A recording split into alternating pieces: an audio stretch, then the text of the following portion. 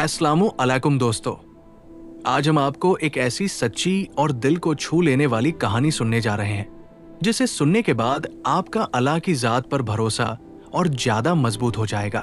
जिंदगी में कभी ना कभी हम सब एक ऐसे मोड़ पर खड़े होते हैं जहां यूं लगता है कि अब सारे रास्ते बंद हो चुके हैं।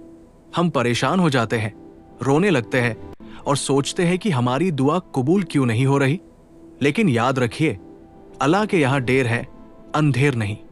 आज की ये कहानी जैद नाम के एक गरीब मजदूर की है जिसकी ईमानदारी और सब्र ने आसमान के फैसले बादल दिए। अगर आप भी इस वक्त किसी परेशानी में हैं तो इस वीडियो को आखिर तक जरूर देखिएगा। क्या पता इस कहानी में आपके हर सवाल का जवाब छुपा हो। जैद एक बहुत ही छोटे से गांव में रहता था। वो रोज शहर जाकर मिट्टी उठाने, दीवार बनाने या बोझ धोने का काम करता था। दिन भर की कड़ी मेहनत के बाद उसे जो थोड़े बहुत पैसे मिलते उनसे वो अपने घर का चूल्हा जलता था। जैद की एक बेटी थी, आयत, जो अभी सिर्फ 7-8 साल की थी। आयत अपने अब्बा से बहुत मोहब्बत करती थी। जैद चाहे कितना भी ताक हुआ क्यों ना हो, जब वो घर लौटता और आयत दौड़कर उसके गले लग जाती तो उसकी सारी थकान दूर हो जाती थी।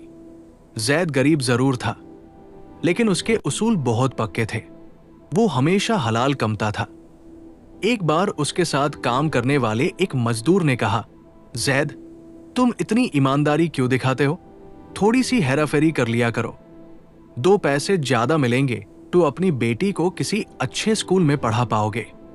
लेकिन जैद ने मुस्कुराकर जवाब दिया, भाई, पेट भरना तो परिंदों का भी काम है, लेकिन इंसान वो है जो हलाल कमाए।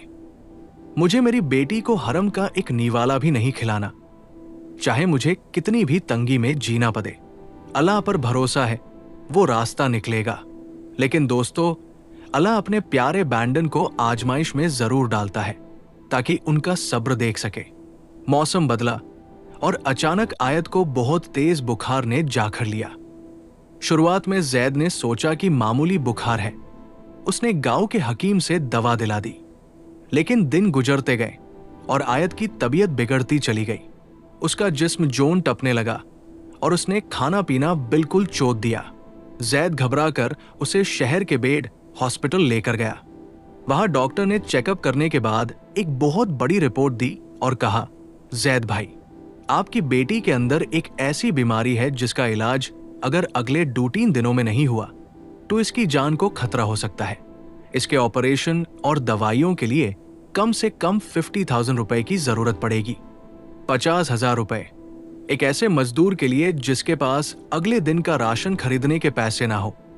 यह रकम एक पहाड़ जैसी थी। जैद के पैरों टेल से जमीन निकल गई।